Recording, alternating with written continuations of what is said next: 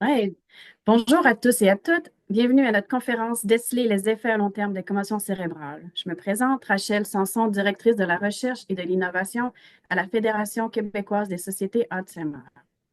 Cette conférence va consister en une présentation d'environ 45 minutes, suivie d'une période de questions. À tout moment, vous êtes invité à poser vos questions dans l'onglet Q&A ou Q&R dans le bas euh, de votre Zoom. Et je vais poser les questions à la fin de la présentation. Si vous avez des questions qui vous viennent après la conférence, vous êtes toujours les bienvenus de nous les poser à l'adresse courriel conférence@alzheimerquebec.ca. Cette présentation est enregistrée et sera disponible sur notre chaîne YouTube la semaine prochaine. L'adresse courriel et les liens vers YouTube sont inscrits dans la boîte de clavardage. Cette conférence vous est offerte gratuitement grâce à la générosité de nos donateurs. Nous tenons à les remercier chaleureusement. Euh, Excusez-moi, à remercier chaleureusement leur soutien à la Fédération québécoise des sociétés Alzheimer. Grâce à vos dons, vous soutenez l'amélioration continue des programmes et services offerts par nos sociétés Alzheimer régionales. Vous rendez aussi possible des projets de recherche visant à améliorer la qualité de vie des personnes vivant avec troubles neurocognitifs et leurs familles. Sans plus tarder, passons à la conférence d'aujourd'hui. C'est vraiment un privilège d'avoir professeur Louis de Beaumont avec nous aujourd'hui. Louis est reconnu comme la référence au Québec et internationalement en ce qui concerne l'impact des commotions cérébrales sur le cerveau et la santé cognitive. Louis était le premier au Québec et internationalement à s'intéresser aux liens entre les commotions cérébrales pour les jeunes sportifs et les troubles neurocognitifs plusieurs années plus tard. Et c'était le sujet de sa thèse. C'était vraiment le premier. Il fait ça pendant sa thèse de doctorat, qui a amené un papier en 2009 qui est énormément cité sur le sujet. C'est le premier papier sur le sujet, puis il va nous en parler aujourd'hui. Ce papier-là et sa thèse de doctorat nous ont amené, lui l'a amené en 2010 à obtenir la médaille d'ordre du gouverneur général du Canada pour sa thèse et cet article-là, le papier, je veux dire un article, cité de l'Université de Montréal. En 2014, ses recherches ont figuré au palmarès des découvertes de l'année du magazine Québec Science. De nos jours, le professeur Louis de Beaumont est neuropsychologue clinicien avec une expertise en recherche clinique sur les effets délétères des commotions cérébrales et les blessures polytraumatiques. Il adopte une approche neuroscientifique basée sur la neuroimagerie de fine pointe et une approche interventionnelle par stimulation non invasive du cerveau.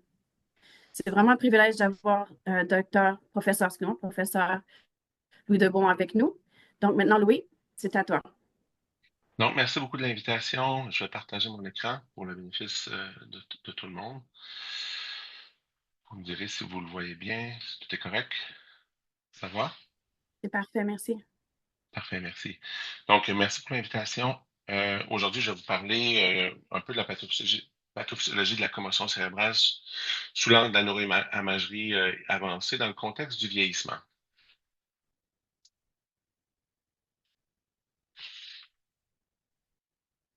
OK, parfait. Donc, d'abord, les conflits d'intérêts, j'en ai aucun. Grande chance lorsqu'on fait de la recherche parce qu'on a une liberté académique totale. Donc, pour reprendre ma présentation aujourd'hui, je vais vous présenter un peu ce que c'est une définition de la commotion cérébrale. Évidemment, je ne mettrai pas trop d'emphase pour passer au vif du sujet rapidement. Également des mécanismes de blessure, qu'est-ce qui fait partie un peu de la pathophysiologie de la commotion cérébrale, autant en aigu que beaucoup plus tard. Ensuite, je vais vous présenter des études épidémiologiques qui ont fait le lien entre les traumas crâniens et les maladies neurodégénératives. Ensuite, je vais vous parler un peu de l'encéphalopathie chronique traumatique, donc une forme de démence, disons, qui a évolué au cours des dernières années et qui semblerait être liée aux athlètes, aux gens qui ont pratiqué des sports pendant de longues, longues années, qui ont reçu des milliers de coups à la tête tout au long de ces années-là. Je vais conclure ensuite en vous parlant des cibles thérapeutiques qui sont à développer et plusieurs qui sont en cours de développement actuellement. Donc, rapidement, les définitions des commotions cérébrales, si on se fie au consensus d'Amsterdam de 2022, la commotion cérébrale liée au sport, c'est une lésion cérébrale traumatique qui est causée par un choc direct à la tête, au cou ou au corps, entraînant la transmission d'une force d'impulsion au cerveau. C'est donc dire que ça ne prend pas nécessairement un coup à la tête pour qu'il y ait commotion cérébrale. Ça prend essentiellement un coup au corps qui va entraîner un mouvement du cerveau dans la bande crânienne et qui va causer un certain dommage. Lorsqu'on parle de commotion cérébrale, on en parle surtout dans le contexte d'activités sportives ou liées à l'exercice physique, donc les sports de contact tels que le hockey, le football, le soccer et autres. Les symptômes et les signes peuvent également se manifester immédiatement. Donc, on va avoir l'athlète qui va tomber au sol, qui va sembler assez confus. Et les symptômes peuvent également évoluer en quelques minutes ou quelques heures, puis ils vont rapidement disparaître à l'intérieur de quelques jours, mais ils peuvent quand même être prolongés également, tout dépendant du nombre de commotions cérébrales que tu as déjà subies. Ce que c'est une commotion cérébrale, évidemment, c'est un vidéo auquel j'ai la permission de partager avec vous d'un de mes étudiants au doctorat, qui s'en est très, très bien sorti, inquiétez-vous pas. Donc, ce que vous pouvez voir ici, donc vous avez entendu l'espèce de forme d'impact. Donc, vous avez vu le déplacement rapide du cerveau en fait, de la tête qui a frappé contre le sol. Vous pouvez vous imaginer un mouvement de la boîte crânienne à l'intérieur du cerveau et ce qui mène à un dommage. Donc, les mécanismes de blessure, euh, le premier, le mécanisme primaire, c'est les forces biomécaniques appliquées à la tête qui vont causer un dommage au site de l'impact, comme dans le cas présent, il y a eu un coup à l'arrière de la tête, et au site diamétralement opposé, c'est-à-dire à l'avant du cerveau, comme vous pouvez le voir ici. Donc, il va y avoir un coup et dans la région opposée, il va également avoir un impact ou une tuméfaction ou une contusion, de sorte que le cerveau se retrouve lésionné à différents impacts. Le deuxième mécanisme de blessure est la cascade neurométabolique qui se passe tout de suite après. Donc, évidemment, il y a un déclenchement chimique qui entraîne toute cette confusion dans le cerveau et j'aurai l'occasion de vous en parler un petit peu plus tard. Donc, évidemment, lorsqu'on parle de trauma crânien, on va parler très souvent de dommages axonal diffus. Évidemment, lorsque le cerveau va se déplacer dans la boîte crânienne, il y aura un étirement et un déchirement même des axones du cerveau. Les axones, c'est des voies de communication entre les neurones qui nous permettent de réfléchir à plusieurs neurones à la fois. Essentiellement, on fait toujours ça. Ce déchirement va entraîner bien sûr un ralentissement du traitement de l'information et va causer des dommages tels que vous pouvez l'observer ici au CT scan. Donc, vous voyez ici des petites hyperintensités blanches ou à l'IRM, dans une séquence de diffusion, où on va voir des plus grandes taches blanches qui vont apparaître et qui vont être indicatives de dommages de la matière blanche, essentiellement dû à l'étirement de la matière blanche des voies de communication dans le cerveau. Lorsque les voies de communication sont rompues, imaginez-vous vivre entre Québec et Montréal sans l'autoroute 20 ou l'autoroute 40, la transmission ou le trafic va se faire beaucoup plus lentement. C'est un peu la même chose dans le cerveau.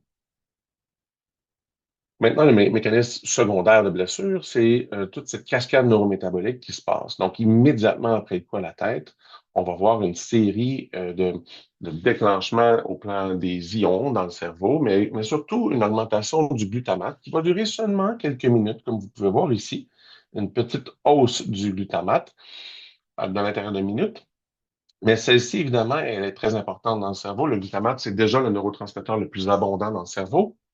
Si on l'augmente, ça amène une réponse qui puisse emmener à l'apoptose, donc qui est la mort programmée des neurones.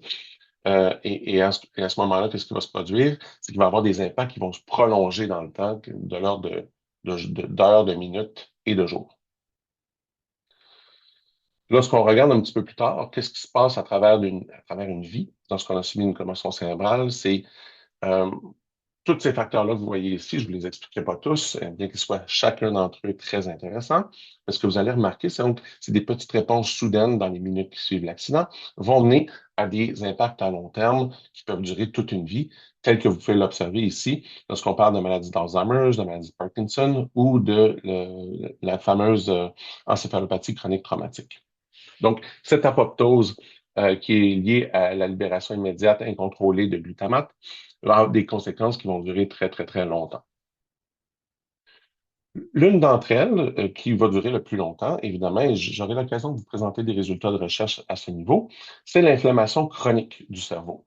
L'inflammation chronique, vous n'êtes pas sans savoir, les gens qui s'intéressaient à la maladie d'Alzheimer, c'est un fléau dans le cerveau. Évidemment, lorsqu'on vieillit, notre cerveau s'inflamme tranquillement.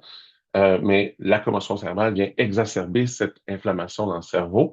Et je vais vous présenter des résultats un petit peu plus tard qui montrent que cette inflammation-là, elle ne part jamais à la suite d'avoir subi des commotions cérébrales. Donc, les effets des commotions cérébrales dans la phase aiguë post-commotionnelle. Donc, dans les premières heures et les premiers jours qui suivent la commotion, on se rend compte que les effets des commotions sont transitoires. Lorsqu'on a un coup à la tête, ça dure très peu de temps. Les symptômes vont disparaître à l'intérieur typiquement de 10 jours après l'accident. Les tests neuropsychologiques vont redevenir normaux à l'intérieur de 10 à 14 jours à la suite de la commotion cérébrale. Toutefois, ce qu'on observe, c'est que les effets des commotions cérébrales sont toutefois cumulatifs. C'est-à-dire que lorsqu'on a eu une commotion cérébrale, on devient vulnérable à avoir d'autres commotions cérébrales. Également, la symptomatologie devient plus sévère et prolongée à mesure qu'on accumule les commotions cérébrales. Et finalement, une étude réalisée en 2005 montrait qu'il y avait une prévalence 5 fois supérieure de développer un trouble cognitif léger, le fameux MCI, chez les anciens athlètes retraités de la NFL qui avaient subi plus de 3 commotions cérébrales au cours de leur carrière. Donc, étude épidémiologique importante qui montre une association entre le fait d'avoir eu des commotions cérébrales au cours d'une carrière de football et l'apparition de troubles cognitifs légers dans le vieillissement. Ce qu'on va observer ici, c'est des résultats de neuroimagerie qu'on a recueillis chez les jeunes. Donc, à la suite de la commotion cérébrale, ce qu'on avait fait ici, c'était une étude d'imagerie. Ça date de quand même de 2011, donc c'est pas ce qui est plus sophistiqué. Mais vous pouvez voir qu'à la suite d'une commotion cérébrale, le dommage qui se représente ici sous forme de points jaunes et rouges est quand même assez discret. Il n'y a pas beaucoup de dommages à la suite d'une commotion cérébrale. Donc, des petits changements au niveau de perturbation de la matière blanche, mais pas grand-chose. Ceci dit, qu'est-ce qui advient 30 ans plus tard? Ça a été l'objet de toutes mes études depuis les 15 dernières années. Je dirais 100 quelques articles plus tard. Euh, on a réussi évidemment à bien comprendre les effets de cette pathologie qui s'installe et qui tend à vouloir perdurer dans le temps, comme je vais vous le montrer ici. Donc, pour l'étudier, on a pris une cohorte d'anciens athlètes qui étaient sexagénaires, qui étaient tous asymptomatiques. Donc, c'est important de mentionner que ces gens-là avaient été promotionnés durant la vingtaine, alors qu'ils évoluaient typiquement au hockey ou au football universitaire au Canada. Ces gens-là, pour pouvoir participer à l'étude, devaient avoir maintenu une excellente santé et une bonne forme physique, bien qu'ils soient dans la soixantaine. Donc, ils pratiquaient encore des sports 3 fois par semaine. Leur niveau socio-économique était très élevé. Les universitaires au Québec dans les années 60 avaient des bons emplois, évidemment, rendus dans les années 2000. Et il ne devait avoir aucune plainte ou symptôme post-commotionnel qui était persistant. Les résultats qu'on a montrés, c'est qu'il pouvait avoir une atteinte de la mémoire épisodique et des fonctions exécutives. Donc, ces atteintes-là, comme vous le savez probablement, sont les atteintes principales dans le diagnostic menant à la maladie d'Alzheimer. Je ne suis pas en train de dire qu'ils ont la maladie d'Alzheimer, mais je montre que lorsque je les compare à des gens qui n'avaient pas subi de commotion cérébrale 30 ans plus tôt, les gens tendent à avoir une moins bonne mémoire épisodique et de moins bonnes fonctions exécutives. Donc, qu'est-ce qui se passe? Je me suis intéressé ensuite à savoir qu'est-ce qui se passe dans le cerveau de ces gens-là. Bien que maintenant, au plan de neuropsy, ma profession, je montre des impacts sur la mémoire. Qu'est-ce qu'il y a au niveau du cerveau? Donc, une autre étude importante avec des partenaires un peu de grand renom, de McGill, de l'Université de Montréal, on est allé voir vraiment les voies de matière blanche avec de l'imagerie très avancée à l'époque, où on voulait s'intéresser aux impacts du vieillissement chez les gens qui avaient des commotions cérébrales et qui avaient subi des commotions cérébrales 30 ans plus tôt. Donc, ce que vous voyez ici, c'est la matière blanche en elle-même, où il y a des changements de l'intégrité de la matière blanche qui est en rouge. C'est les régions de matière blanche qui sont différentes entre les contrôles et les commotionnés, à la faveur évidemment des contrôles. Donc, il y a des perturbations de l'intégrité de la matière blanche telles qui sont observées ici. Donc, ça en soi, c'est intéressant. Ça nous montre qu'il puisse y avoir des différences qui perdurent 30 ans à la suite des commotions cérébrales. Mais où ça devient d'autant plus intéressant, c'est lorsqu'on regarde ici les images de la matière blanche en bleu et en rouge représentent des régions de la matière blanche qui sont touchées et qui corrèlent avec la performance en mémoire épisodique. Donc, la mémoire épisodique plus faible étant chez les gens qui montrent une mémoire épisodique plus faible, ils ont plus de régions parmi les bleus et les rouges qui sont affectées par les commotions cérébrales qui ont été subies 30 ans plus tôt. Donc, ce devis corrélationnel avec la matière blanche a une importance particulière parce qu'elle montre bien que la matière blanche est impliquée dans les enjeux de mémoire épisodique dont je vous parlais un petit peu plus tôt. Qu'en est-il maintenant de la matière grise liée aux commotions cérébrales?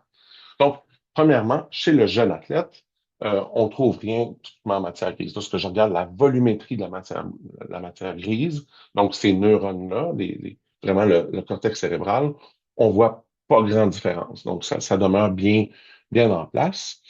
Mais qu'en est-il lorsque les gens vont vieillir? Encore, l'âge moyen de notre échantillon était de 60 ans versus des participants contrôle qui étaient également des anciens athlètes universitaires qui n'avaient jamais subi de commotion cérébrale.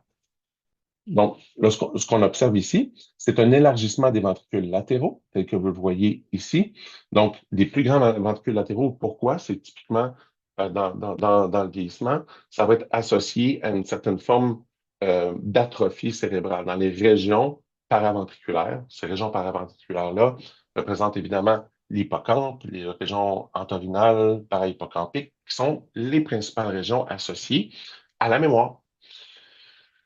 Ensuite, ce qu'on observait également dans Excuse-moi, la Louis. matière grise.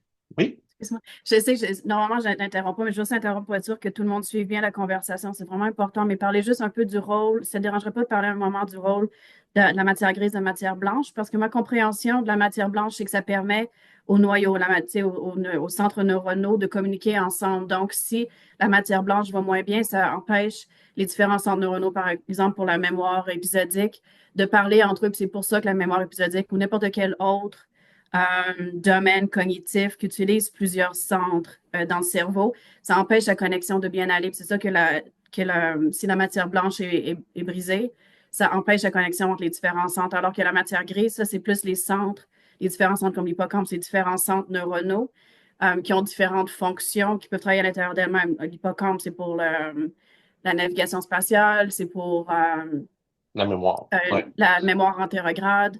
Mais je te laisser poursuivre là-dessus juste pour être sûr, pour être sûr que tout le monde suive bien c'est quoi la matière blanche et la matière grise, pour bien suivre Absolument. ton présentation. Mais Absolument.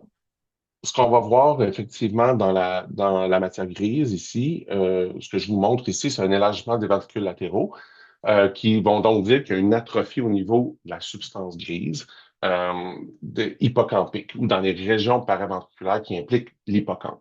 Donc, l'hippocampe étant le principal centre de la mémoire épisodique. La mémoire épisodique, c'est encore une fois le symptôme cardinal de la maladie d'Alzheimer. La matière grise, c'est ce qui permet le traitement de l'information. La matière blanche, c'est elle qui envoie l'information, les communications entre les neurones. Ce qu'on va observer également ici à droite, vous voyez ici, il y a des régions en bleu. C'est au niveau cortical. Hein. Vous vous rendez compte que c'est de la matière grise, donc c'est des neurones sur le cortex cérébral qui deviennent amincis. Toutes les régions que vous voyez en bleu ici sont amincies. Donc, on voit un amincissement de la substance grise, donc des substances qui font le traitement de l'information. Et celles-ci viennent corréler avec la performance en mémoire épisodique, encore une fois. Puis des corrélations quand même, moi-même, là, j'étais extrêmement surpris, des corrélations de l'ordre de 0,7, 0,8, ça, c'est des corrélations très fortes. Donc, en d'autres termes, ceux qui performaient moins bien en mémoire épisodique étaient ceux qui avaient un plus grand amincissement au niveau cortical dans les régions que je vous montre ici. D'accord? Donc, puis rappelez-vous que chez les jeunes athlètes qui avaient subi les commotions cérébrales, toute la thèse, tout le travail avait été orienté vers la démonstration de choses chez le jeune sportif universitaire et la comparaison avec des anciens jeunes sportifs universitaires qui étaient dans la soixantaine aujourd'hui. Des travaux un petit peu plus récents dans notre laboratoire montrent ici l'écart d'âge du cerveau avec le syndrome post-commotionnel. Je vous explique comment on fait ça. C'est que maintenant, dans les grands dans un grand consortium de recherche, on va aller on va aller fournir vraiment nos données de neuroimagerie à des grandes bases de données, chez les contrôles, autant que chez les patients Alzheimer, que chez les patients qui ont eu des traumas crâniens. Et ça nous permet d'avoir donc accès à ce que devrait ressembler un cerveau normal lorsqu'il vieillit, à tous les âges. Ici, on peut penser que dans la quarantaine, on va avoir une centaine de cerveaux par année d'âge. OK? Donc, si on a 45 ans, ben, on va comparer votre cerveau avec celui qui a 45 ans, qui a eu des commotions cérébrales, par exemple, versus celui qui n'avait jamais eu de commotion cérébrale, qui est un cerveau considéré comme étant normal. Et ce qu'on observe de façon intéressante, c'est que les gens qui ont eu des commotions cérébrales, mais qui avaient préservé une bonne santé, malgré tout. Ce que vous observez ici, c'est qu'il y a une diminution de l'âge du cerveau associée au fait d'avoir eu des commotions cérébrales. Ce que ça nous dit, c'est que d'avoir fait du sport jusqu'à présent toute sa vie va avoir amélioré, donc avoir réduit l'effet du vieillissement sur le cerveau, ce qui est une bonne chose, hein. Donc, c'est un marqueur de santé du cerveau. Alors que les gens qui avaient subi des commotions cérébrales, puis qui avaient préservé des symptômes à long terme, eux, montraient un vieillissement prématuré du cerveau de l'ordre de 2 ans. Donc, 2 ans, ça paraît rien, mais comme vous savez, pour la plupart, ben, les gens le vieillissement est le principal facteur de risque de la maladie d'Alzheimer. Donc, c'est une étude qui était intéressante en ce sens-là et qui va nous permettre d'aller instiguer le cerveau d'une façon totalement différente dans les prochaines années. Donc, les conclusions partielles jusqu'à présent dans les effets délétères des commotions cérébrales. Premièrement, ben, les commotions cérébrales sont surtout associées à leur accumulation. Elles sont également, les effets délétères sont surtout perceptibles lorsque combinés au vieillissement. Et la fenêtre thérapeutique de 30 ans, on aurait donc une fenêtre thérapeutique de 30 ans pour réduire les contre-coups différés des commotions cérébrales. C'est ce que ça nous dit justement les disons, 10-15 dernières années de recherche que j'ai fait dans ce domaine. Donc, la question maintenant, c'est à savoir comment est-ce que les commotions cérébrales influencent le risque de développer une maladie neurodégénérative. Donc, dans des études épidémiologiques à grande échelle, comme vous allez le voir ici, où on a pris 1 million de personnes, moi, j'aime beaucoup ces études parce qu'à quelque part, ils ne sont pas biaisés vraiment par quoi que ce soit. On va prendre 1 million de personnes, on va exclure des gens qui, dans une certaine mesure, ont développé déjà une démence, mais, et qui ont également eu des traumas crâniens avant la période de recrutement, etc. Mais malgré tout ça, on gardait quand même un échantillon de 720 000 personnes, qui est amplement suffisant, qu'on allait suivre de 2005 jusqu'à 2009. Et parmi ces 720 000 personnes-là, puisque le trauma crânien, c'est quelque chose qui est prévalent, 28 000 personnes vont aller subir un trauma crânien. Et 692 000, évidemment, ne subiront pas de trauma crânien. Donc, ce qu'on observe ici dans cette étude épidémiologique, où on peut contrôler, évidemment, quand on a énormément de sujets, on peut contrôler pour à peu près tous les facteurs de risque de la maladie d'Alzheimer, ce que vous reconnaîtrez ici. On voit une augmentation, un odds ratio, un risque pondéré, augmenté de l'ordre de 3,26, le risque de développer un vieillissement anormal chez les gens qui avaient subi un trauma crânien. Donc, c'est pas rien. C'est pas non plus de l'ordre de l'apolipoprotéine 4 ou des maladies vasculaires, mais c'est quand même un facteur de risque qui est considéré important. Dans une autre étude épidémiologique intéressante, qui a comparé des gens qui avaient subi des traumas crâniens versus des gens qui avaient eu des blessures d'origine traumatique, mais pas à la tête, par exemple une fracture. On regardait le rôle de l'âge et de la sévérité du trauma crânien. Ce que vous observez ici. Donc, chez les 55 et 64 ans, le risque de maladie d'Alzheimer était faible. Il n'y avait pas beaucoup de différence, même chez les gens. Que vous pouvez voir ici dans le tracé un peu chez les traumatismes crâniens modérés sévères, il y a une petite différence, mais elle n'est pas si grande. Toutefois, lorsque s'accentue l'âge des personnes, lorsque vieillissent ces personnes-là, on se rend compte que d'avoir subi un trauma crânien, même léger, et lorsqu'on est arrivé à 85 ans ou plus, on voit une augmentation quand même importante du risque de développer la maladie d'Alzheimer. Dans cette belle étude qui a été réalisée sur des dizaines et des dizaines de milliers de personnes. On voit également qu'entre 75 et 85 ans, on voit une précipitation du risque de développer la maladie d'Alzheimer. Comparativement à un groupe contrôle que je trouve intéressant de personnes qui ont quand même été blessées, mais pas à la tête. Dans une méta-analyse récente où on a recensé toutes les études où on associait le risque de TCC avec la maladie d'Alzheimer, on se rendait compte que le trauma crânien était associé à une augmentation de près de 70 du risque de démence. Donc, d'avoir un traumatisme crânien de toute sévérité, là, que ce soit léger, modéré, sévère. Et on remarquait que les principaux facteurs de risque dans ces études, beaucoup biaisés par quelles études ont rapporté les plus grands effets, le risque semblait plus élevé chez les adultes, chez les hommes, évidemment chez les cohortes en Asie. Tout dépendamment, évidemment, ça, il peut avoir un grand biais de la façon dont on va faire le diagnostic et combien de diagnostics on va faire également. Autre étude intéressante sur les risques du TCC léger associés à la maladie de Parkinson. Donc, dans une vaste étude, encore une fois, sur presque 1 million de personnes, on se rend compte ici que les gens qui ont eu des traumas crâniens, beaucoup chez des militaires, donc ça a été réalisé, 162 000 personnes, on se rend compte que les gens qui ont eu un trauma crânien, même léger, que vous pouvez voir aussi dans le tracé en bleu, ont une augmentation du risque de développer la maladie de Parkinson de l'ordre de 56 comparativement aux gens qui ont un trauma crânien plus sévère, où là, c'est d'autant plus important dans les 6 ans et jusqu'à 12 ans à la suite de l'accident. Donc, ce que j'essaie de dire, c'est que la maladie de Parkinson ne sera pas développée immédiatement après l'impact, mais peut suivre son cours plusieurs années plus tard. Donc, il y a quelque chose, encore une fois, qui pointe vers un processus physiopathologique dans le cerveau qui perdure dans le temps et qui, évidemment, combiné aux effets du vieillissement, va causer euh, une neurodégénérescence. Évidemment, dans les cas les plus connus de commotion cérébrale que tout le monde connaît, il y a Mohamed Ali, le grand boxeur, probablement le plus important, le plus vocal de tous les boxeurs de l'histoire, ou qui était connu pour avoir été champion du monde pendant des années, jusqu'à son dernier combat en 1984-85, où il avait été seulement en mesure de lancer une cinquantaine de coups de poing au lieu de 450 et qui avait subi une cuisante défaite.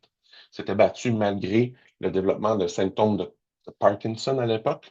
Ça date d'une période pré-encéphalopathie chronique traumatique pour évidemment une bourse de 8 millions de dollars à l'époque, qui était beaucoup d'argent. Bien, les symptômes, évidemment, cognitifs associés au coup à la tête, ça fait longtemps qu'on en parle. Vous pouvez voir ici un papier de 1928 dans le JAMA, donc presque 100 ans. On se rendait compte que les athlètes, les boxeurs qui se battaient très souvent, qui étaient des grands champions, avaient développé très jeunes des difficultés élocutoires, donc des difficultés à parler, et chez qui on développé également des problèmes moteurs à un âge vraiment très précoce. Donc, autour de 45 ans, les gens avaient des difficultés d'équilibre, ce qui était anormal. Et c'était d'autant plus vrai chez les boxeurs qui s'étaient battus vraiment très souvent. À l'époque, on ne respectait pas la règle d'aujourd'hui que ça devrait être à peu près 6 mois à 1 an entre les combats. Et donc, ça menait à vraiment à l'installation rapide de symptômes chez ces boxeurs. Découverte de l'encéphalopathie chronique traumatique par Bennett O'Malley, qui était un pathologiste à l'époque, qui l'est encore, chez un athlète qui a été suivi. Je ne sais pas si vous avez écouté le film Concussion. C'est vraiment l'histoire de la vie de Mike Webster, qui est un ancien joueur toute étoile de la NFL, donc de la Ligue nationale de football professionnelle, qui a joué longtemps et qui s'est retrouvé quelques années plus tard à être dans la rue avec absolument rien, tout perdu, avec des problèmes de consommation, des problèmes de jeu compulsifs donc beaucoup de violence et d'impulsivité. Plus près de nous, il a été, puis on peut diffuser l'information parce que ça a été fait par sa famille. On connaît Henri Richard, celui qui a gagné plus de Coupes Stanley d'histoire de la Ligue nationale, où on a montré très bien dans son cerveau qu'il y avait, c'était pas la maladie d'Alzheimer, ce qu'il avait développé, mais c'était davantage un pattern de maladie, une encéphalopathie chronique traumatique. Tu sais, pour la petite histoire d'Henri Richard, donc il a joué pendant 20 ans dans la Ligue nationale. Et lorsqu'il n'était pas content, il revenait sur le banc. Il avait tendance à se cogner la tête contre la bande. Okay? Puis il jouait sans casque à l'époque. Donc on peut s'imaginer que lui, des coups à la tête, il en a vraiment subi beaucoup au cours de sa vie, malheureusement. Donc, comment ça se présente l'encéphalopathie chronique traumatique au plan clinique? C'est une condition neurodégénérative qu'on va surtout observer chez les athlètes de sport de contact qui sont exposés à des milliers de coups à la tête au cours d'une carrière sportive qui s'échelonne longtemps. Donc, typiquement, les gens qui ont une ECT sont des gens qui ont joué au football professionnel donc, ou au hockey, mais très, très longtemps et qui ont accumulé beaucoup de coups à la tête. Donc, davantage les bagarreurs, davantage les joueurs qui ont été très impliqués dans le sport, ou des leaders, des joueurs qui cognaient très, très fort, puis qui se faisaient évidemment cogner très fort. Les données qui m'ont vraiment beaucoup dérangé au cours des dernières années, c'est probablement celle-ci qui continue aujourd'hui de m'obséder encore en tant que chercheur. C'est vraiment qu'on va observer l'ECT chez des gens qui ont subi des coups à la tête. Il y en a 16 des cas confirmés à l'autopsie chez des gens qui n'avaient jamais subi de commotion cérébrale. Ce que ça nous dit, c'est le fait de subir des coups répétés à la tête tout au long de notre vie, des milliers de coups, peut emmener quand même l'installation d'un syndrome physiopathologique de l'encéphalopathie chronique traumatique, dont je vous décrirai les principales manifestations un peu plus tard. Comment est-ce qu'au plan clinique, ça se manifeste? Donc, les gens ont des maux de tête, des lapses attentionnels, des problèmes de mémoire, des problèmes de dépression, des sauts d'humeur qui sont rapportés par les proches. Donc, une frontalité pour les neuropsies, donc qui est qui vient soudainement s'installer et qui nuit au fonctionnement quotidien de ces gens-là. Également, on va observer un syndrome moteur avec des tremblements puis des dyskinésies à un âge beaucoup trop précoce par rapport à un risque de maladie de Parkinson, par exemple. Ce qu'on va observer également chez ces gens-là, c'est qu'il y a une suicidalité qui est très élevée, à un point où on en parle souvent dans le syndrome. Mais évidemment, c'est des gens qui sont très frontaux, qui ont très souvent également associé des problèmes d'abus d'alcool, de drogue, puis de médicaments antidouleurs. Donc, des sportifs qui ont mal, mais qui viennent à tomber dans l'enfer, dans l'espèce de spirale de la consommation excessive. C'est surtout ce qu'on va observer dans les plus de 300 ou 400 cas maintenant qui ont donné leur cerveau à la recherche et qui ont des cas confirmés de CD. Comment ça se manifeste au plan histopathologique? On va voir des enchevêtrements neurofibrillaires, donc la protéine tau. Même chose qu'en maladie d'Alzheimer, hein, un des principaux symptômes, manifestations histopathologiques, c'est l'installation d'enchevêtrements neurofibrillaires liés à la protéine tau, qui vont d'abord, dans notre cas, affecter le cortex frontal. Ça, c'est différent dans la maladie d'Alzheimer, ce qui va surtout toucher les régions temporales médianes et qui vont se répandre rapidement au reste du cortex par la suite. Donc, on décrit ça en 4 stages, l'installation de la protéine tau que vous voyez ici. Donc, des petites plaques très discrètes au départ. Là, vous voyez ici dans la coloration, ce qui est un peu plus foncé, ça va s'installer de façon un peu plus importante jusqu'à la fin où là, le cerveau va être très atrophié et qu'il y aura de la protéine tau absolument partout. Ce qu'on va également observer au plan histopathologique, c'est qu'il va y avoir des varicosités axonales et des pertes axonales progressives dans la matière blanche sous-corticale. Donc, des pertes axonales qui sont liées à la pathologie que je vous ai montré tout au début. Évidemment, le déchirement des axones lorsque le cerveau bouge trop vite pour la boîte crânienne. Euh, et on va voir également une préservation relative de la matière grise et de la masse du cerveau, ce qui diffère quand même de la maladie d'Alzheimer, où il y a une atrophie du cerveau qui est quand même plus importante. Un peu comme dans la maladie d'Alzheimer, par contre, on va voir de la neuroinflammation diffuse, donc qui va être installée. Rappelez-vous de la cascade neurométabolique dont la composante inflammatoire demeure toute la vie. Et il y aura également, de façon différente de la maladie d'Alzheimer, il y aura peu de plaques séniles par rapport à la quantité de protéines tau. En vieillissant, évidemment, les plaques séniles vont apparaître. L'amyloïde bêta va faire son œuvre. Ceci dit, là, chez nos cas de protéines, de gens qui ont l'ECT, on en a même des cas répertoriés à 18 ans. Là, hein. C'est assez pathétique, là, malheureusement. 18-22 ans, on en a quand même plusieurs. Donc, on va voir une prépondérance de protéines tau sans amyloïdes dans leur cerveau. Donc, une pathologie qui est quand même très distincte de celle de la maladie d'Alzheimer. Donc, comment ça se manifeste? Vous pouvez voir ici, lorsqu'on utilise une tomographie par émission de positron, donc de l'imagerie avancée, où on va injecter un ligand qui va nous permettre d'aller tracer la protéine tau, donc d'aller voir où est-ce qu'elle se situe. Vous pouvez voir ici que c'est dans les régions vraiment euh, du cerveau, de l'amygdale, donc contrôle des émotions, des envies et tout ça, qui est très présente. Également dans le cortex frontal, qui va différer vraiment des gens de la maladie d'Alzheimer, où ça va être beaucoup plus diffus dans le cerveau. Là, ce qu'on va observer, par contre, dans la maladie d'Alzheimer, on va observer davantage une distribution. Ça, c'est les points bleus que vous voyez ici. Donc, ça, c'est la maladie des patients Alzheimer où il y aurait une distribution davantage dans le lobe temporal, alors que chez nos patients, on va observer davantage, qui sont en vert, on va observer davantage une distribution dans l'amygdale et dans les régions frontales du cerveau. Donc, un pattern, encore une fois, très différent entre les deux pathologies de déposition de cette protéine tau. Lorsqu'on regarde la correspondance maintenant entre les TEP, donc les tomographies par émission de position avec l'affinité pour la tau, et les études histopathologiques, on se rend compte chez un même patient pour lequel on avait un TEP et qu'on a eu ensuite le cerveau, on se rend compte que les régions qui sont touchées, il y a une belle correspondance spatiale entre ce qu'on observait à la TEP et ce qu'on a observé ensuite dans le cerveau lorsqu'on a découpé le cerveau pour comprendre sa pathologie. Maintenant, également, dans la pathophysiologie chronique des commotions cérébrales, on va observer une neuroinflammation. Donc, encore une fois, en utilisant la tomographie par émission de positron, il y a des marqueurs de neuroinflammation qui sont disponibles.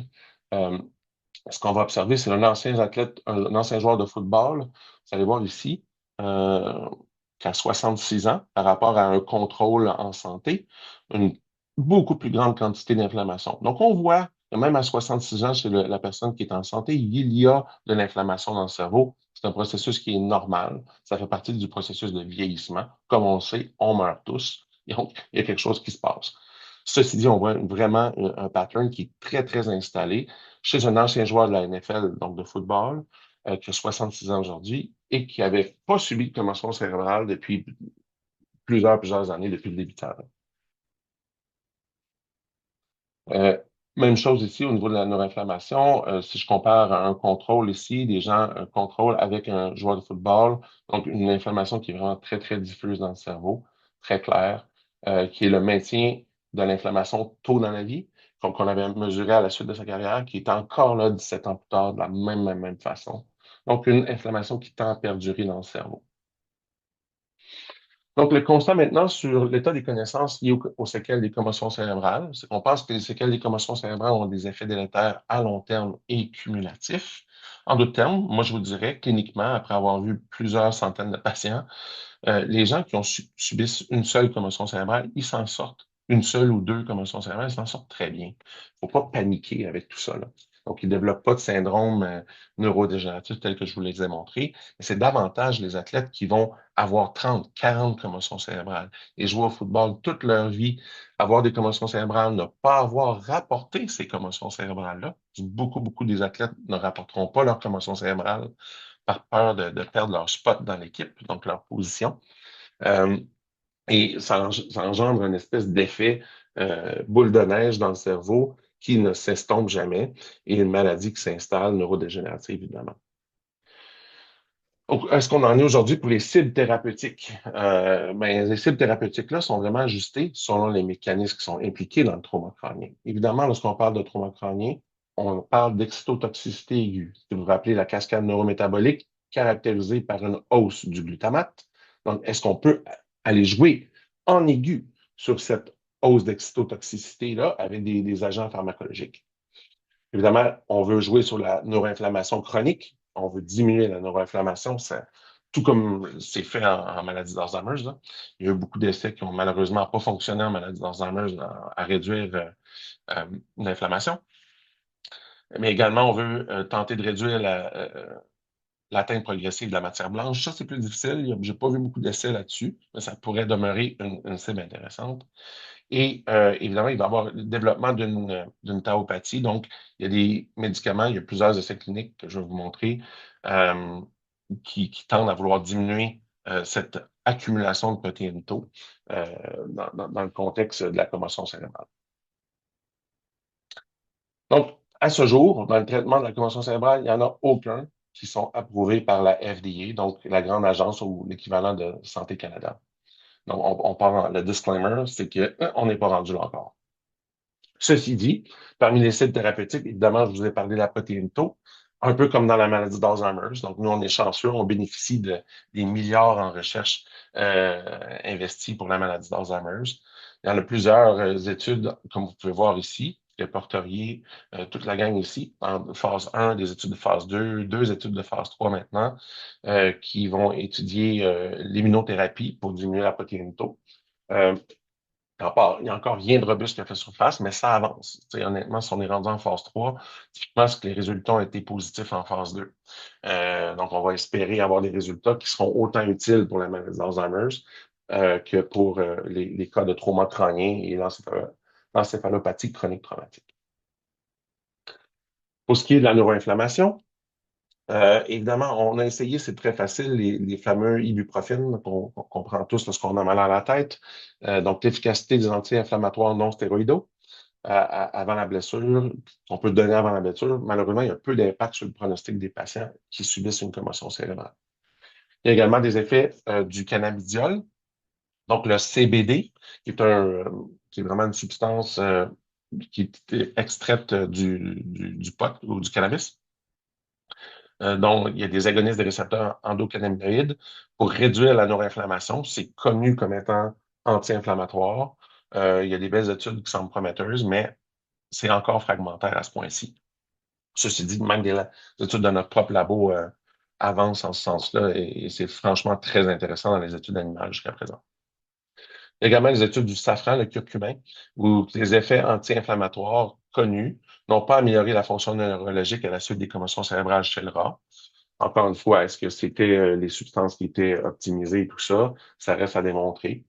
Mais probablement, dans la conclusion de la méta-analyse de Pender, ça veut dire qu'on avait besoin davantage d'études portant sur les suppléments alimentaires. L'une d'entre elles, qui serait les plus prometteuses, ce serait la diète riche en oméga 3 ou les diètes cétogènes.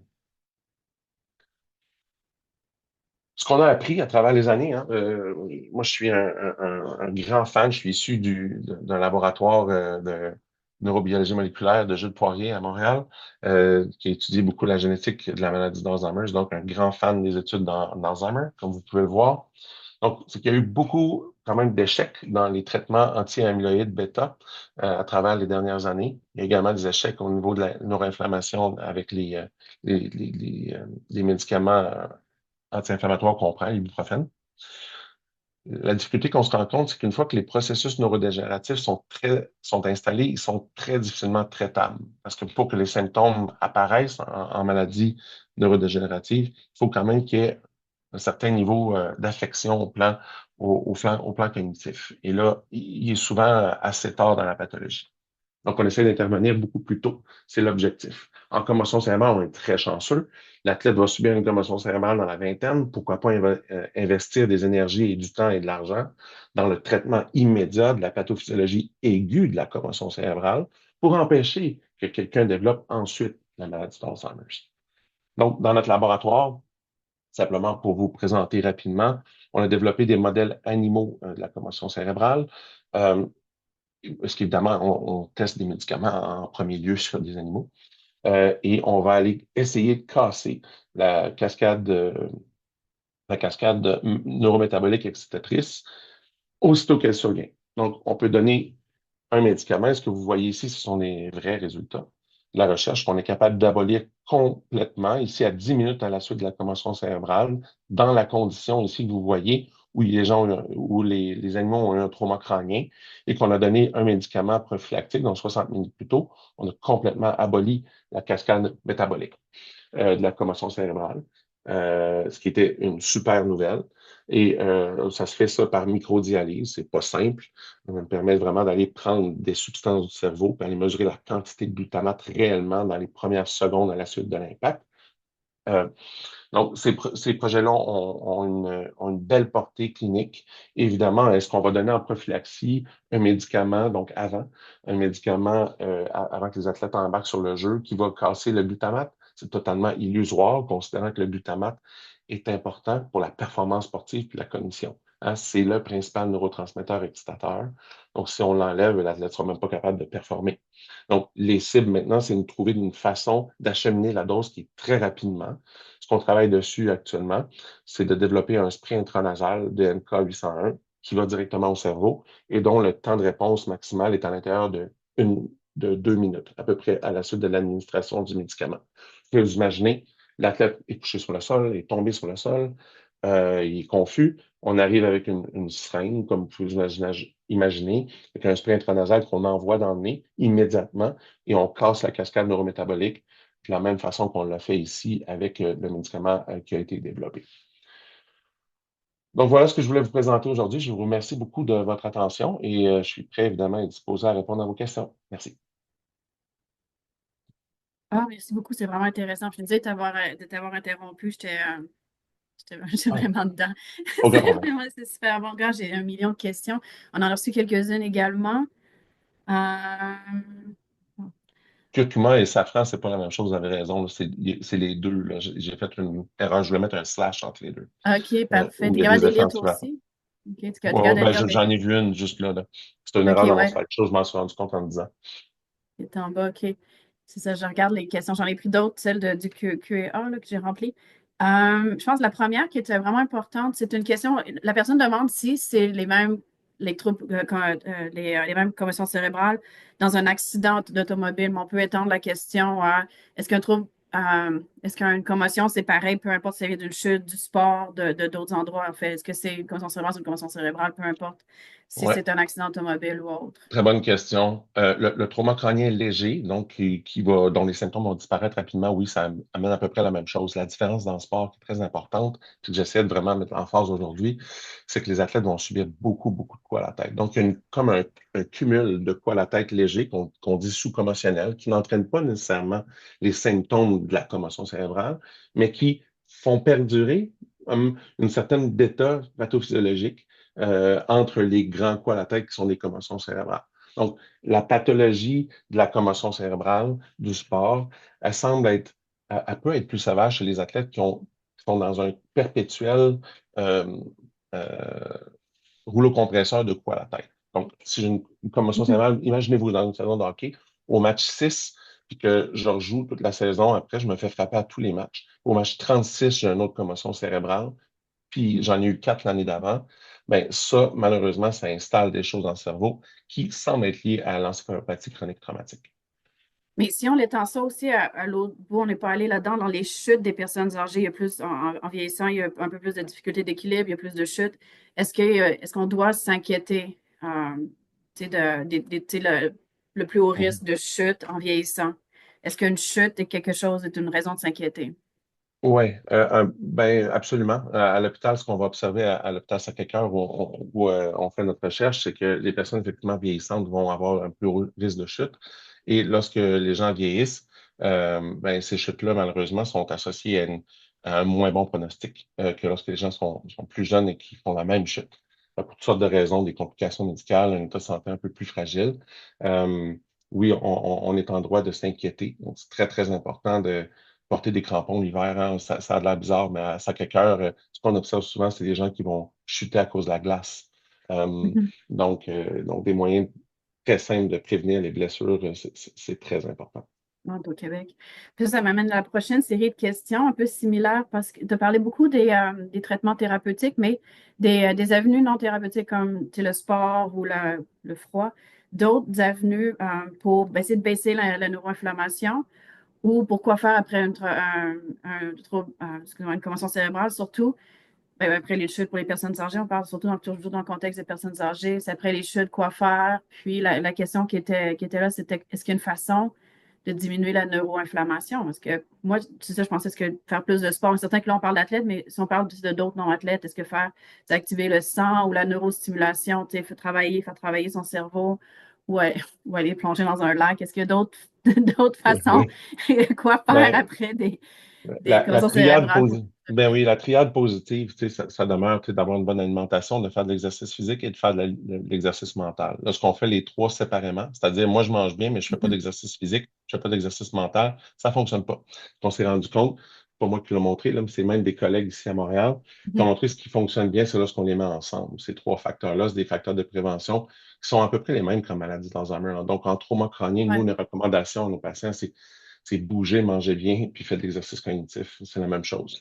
Et oui, effectivement, on Mhm. voit des effets quand même protecteurs des effets protecteurs ou de résilience cognitive. Ouais, non, absolument, parce que les deux, c'est deux troubles neuro-inflammatoires. Sont Oui, différents. tout à fait. Puis, il y avait une question là-dessus sur la différence entre l'encéphalopathie traumatique chronique et la maladie d'Alzheimer, mais ta slide vers midi 33, tu l'expliques vraiment bien la différence dans la pathophysiologie. C'est pas la même place, c'est pas les mêmes symptômes, tu décris vraiment bien un après l'autre. Est-ce qu'il y avait autre chose à ramener pour bien différencier la neuroinflammation qui se passe en maladie d'Alzheimer et en ECT, en ETC, excuse. Oui, tu sais, dans les mécanismes, tu sais, je pourrais rentrer dans les détails à fond, là, mais Bon. je vais essayer d'éviter ça. Je vais essayer d'éviter. Mais c'est vraiment pas le même. Un des enjeux que nous, on va vivre en trauma crânien, c'est qu'il va y avoir un ébranlement de la barrière hémato-encéphalique. Si je rends ça un petit peu plus Yeah, compliqué, c'est c'est vraiment que important. mettons que j'ai un coup à la tête. Tu sais, il est rare que je n'aurai pas une blessure physique aussi. Nos patients, bien souvent, vont arriver avec des blessures polytraumatiques. Tu sais, ils vont avoir un bras Mhm. cassé. Et la barrière hémato-encéphalique, c'est ce qui permet d'avoir une étanchéité entre le système, le cerveau, dans le fond, puis le système périphérique. Mais si ça s'est ébranlé, puis que je me suis cassé le bras, il y a agents inflammatoires qui peuvent passer à travers la barrière hémato-encéphalique puis venir créer une grande, grande quantité de marqueurs inflammatoires dans le système nerveux central ou le cerveau. OK? Et ça va augmenter les risques de développer de la douleur chronique. Donc, ce que j'essaie de dire, c'est que dans le Mhm. TCC, l'inflammation est davantage liée à la douleur chronique que dans la maladie d'Alzheimer, qui est moins liée à la douleur chronique, mais qui est vraiment une installation d'une pathologie inflammatoire liée également avec les pertes neuronales et tout ça. Parce qu'en faisant que je demande, la barrière hémato-encéphalique, Oui, le blood-brain barrier, est-ce qu'elle est endommagée pour plus longtemps avec les commotions cérébrales? oui. Ça va Ah, durer quand même un certain bout de temps et c'est un vaste problème. Si je regarde ouais. juste par intérêt là, pour les patients à l'hôpital qui arrivent avec des fractures et qui ont un trauma modéré sévère, le fait d'avoir eu une fracture ou des fractures est un facteur de complication majeur. Donc, pour leur outcome neurologique, en raison de cet ébranlement de la barrière hémato-encéphalique. Ils deviennent donc très vulnérables également à toutes sortes de pathologies, là. Donc, Ben, c'est en ça, toutes soi, les maladies. oui, Parce c'est que ça. ça devient une porte d'entrée pour tous les pathogènes. Si la personne était malade, malheureusement, cette personne avait une maladie en même temps qui était plus en périphérie, mais ça rouvre la porte. Exact, exactement, exactement. Donc, en soi, c'est une inflammation, pour résumer, là, au maximum, c'est vraiment une inflammation qui est liée à la blessure, tu sais, puis à une forme de perméabilité de la barrière hémato-encéphalique. Alors qu'en Alzheimer, c'est moins ça un petit peu. C'est le cas J'ai aussi, deux mais petites moins. questions. Oh, il y a tellement de questions. Ah, on a encore 8 minutes. Je suis désolé. Euh, les neurones, je sais qu'on ne peut pas les régénérer. La myéline, par contre, est-ce qu'elle se régénère naturellement ou pas du tout Oui. quand c'est interrompu, ça? Tout à fait. La myéline, elle se régénère, mais la qualité de la myéline, Ah, elle est vraiment moins là, elle est vraiment moins bonne. C'est qu'en soi, il va y avoir une amélioration dans le temps avec de l'exercice cognitif, encore de la vitesse de traitement de l'information, mais c'est jamais la même qualité. C'est un peu comme en sclérose en plaques, on va voir entre les mhm. flares de sclérose en plaques, qui est également très inflammatoire, tu sais, il va y avoir une amélioration de l'état, mais malheureusement, à force d'avoir des flares où on va avoir des rechutes au niveau inflammatoire qui vont affecter la matière blanche, ben, on va avoir une diminution de l'état de la personne, là, Mhm. générale. Fait que c'est un peu la même chose, Ah, malheureusement. La matière blanche, ça ne se régénère pas super bien. j'ai trop de questions. T'en avais une autre sur les biomarqueurs, parce que avec la maladie d'Alzheimer, beaucoup de biomarqueurs, tu as ceux du liquide céphalo-rachidien, mais tu as aussi les biomarqueurs sanguins qui s'en viennent aux États-Unis. Est-ce que Oui, les mêmes biomarqueurs peuvent être utilisés, ceux périphériques, là, le liquide céphalo-rachidien? absolument. OK, les mêmes, puis peut-être. OK, c'est ça, il y a la même corrélation des biomarqueurs périphériques avec le cerveau, autant pour les ETC que pour la maladie d'Alzheimer, c'est ça? Ça se ressemble. La grande différence que je vous ai dite, puis qui est très importante à se rappeler, c'est qu'en commotion, on a beaucoup moins d'amyloïde bêta. Donc, on a moins de Ouais. plaques séniles qui s'installent, mais c'est davantage une tauopathie, donc une maladie de la protéine tau. Mhm. Donc, oui, les biomarqueurs sanguins sont super utiles, sont très, très bons. Là. Ceux qui connaissent ça, là, tu sais, il y a le p-tau217 là, que vous utilisez en Ouais. Alzheimer. Nous, on l'utilise en commotion aussi. Donc, en ECT, c'est la même chose. Donc, on veut s'éloigner de la tomographie par émission de positron parce que c'est hyper coûteux et Mhm. c'est invasif, hein. On injecte un radioligand quand même, qui est pas une bonne chose. Un radiotraceur, c'est jamais très bon pour la santé, là. Puis on se rend compte que les marqueurs Mhm. sanguins maintenant sont super performants. On n'a plus besoin de faire tant que ça des ponctions lombaires. En tout cas, on peut s'imaginer que dans quelques Est-ce années, que on vous fera le plus de faites ponctions au lombaires. Québec? Parce que ça se fait aux États-Unis, mais ça se fait en recherche au Québec aussi?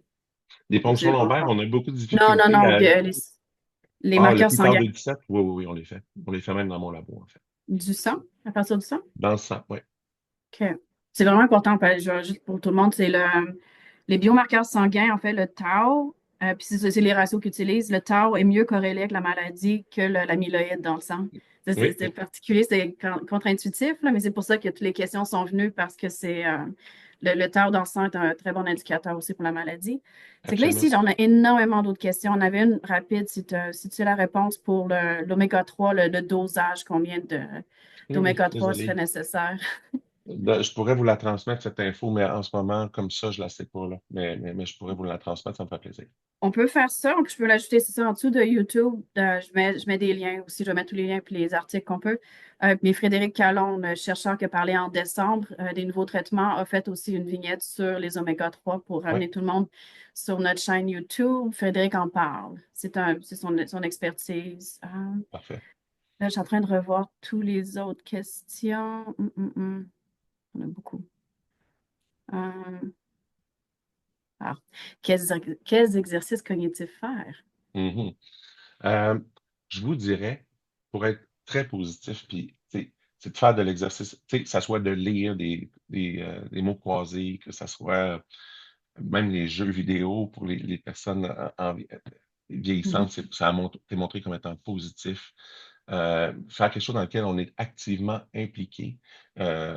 N'importe quoi, c'est ce qui est bon, évidemment, pratiquer sa mémoire, mais tu sais, l'enjeu qu'on va vivre avec l'exercice cognitif, c'est que si c'est plate, les gens tendent à lâcher. Donc, faites quelque chose que vous aimez, puis faites-en beaucoup, puis faites une variété de choses. Donc, pas juste des mots croisés, mais plusieurs différentes activités cognitives.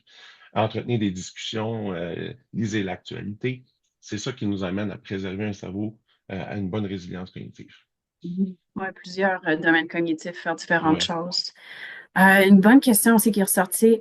Est-ce qu'une commotion cérébrale est pire si c'est sur une personne qui a déjà un trouble neurocognitif? Oui, absolument. En vieillissant, ça a été montré. Aux études, j'ai hésité à la mettre celle-là, là. Chez les gens qui ont 70 ans et plus, qui subissent un trauma crânien, oui, effectivement, ça augmente le risque d'avoir une maladie d'Alzheimer. Donc, imaginez chez les gens qui ont un trouble neurocognitif, oui, ça va précipiter le développement de la maladie d'Alzheimer à ce moment-là. C'est bien connu, démontré il y a quand même 7 ou 8 ans maintenant. Oui, mais c'est bon tout en revoir, là. Il y en a quelques autres.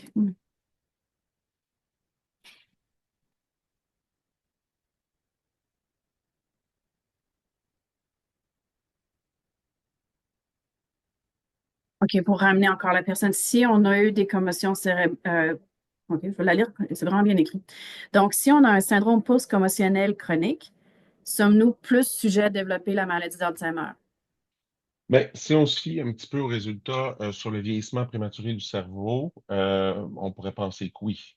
Euh, donc, on se rend compte que le cerveau vieillit trop vite. Donc, en soi, ça devrait augmenter le risque. Mais tu sais, l'étude chez les gens qui ont un syndrome post-commotionnel euh, n'a pas encore été faite directement en lien avec la maladie d'Alzheimer. Mais tu sais, c'est le genre de choses que mon labo, on travaille fort dessus là, actuellement. C'est un papier qu'on vient de publier, celui que je vous ai montré les résultats. All right. Merci. Je vais vous lire rapidement quelques petits trucs. Je remercie tout le monde d'être ici, puis je remercie tout le monde aussi dans le chat d'avoir répondu ou commenté au travers, puis de répondre à des questions. C'est vraiment, vraiment fortement apprécié. Je vous remercie beaucoup, professeur de Beaumont, pour avoir partagé vos précieuses connaissances. La présentation sera disponible la semaine prochaine sur YouTube, s'il vous plaît. Lorsque le webinaire va se fermer, j'invite tout le monde à répondre aux questions. Ça nous amène à améliorer nos webinaires ou notre processus. Je vais toujours les inviter à m'écrire à conférence-québec.ca. Puis, si vous avez d'autres questions, on peut les poser à Louis. On a son courriel. On va continuer à déranger. Puis, on va mettre certaines références et tout à la fin sur YouTube. J'utilise beaucoup pour transférer des connaissances ou de l'information. Puis, oui, mais merci beaucoup, Louis. Tout le monde te dit merci sur le chat. Je pense que tu es Oui. capable de le voir toi aussi. Merci d'avoir été là. C'est pour ça qu'on fait ça, hein. C'est pour que les gens nous écoutent. Alors, je vous remercie beaucoup d'avoir été là, tout le monde. Merci beaucoup, Louis. Merci à tout le monde. Au Bonne revoir. fin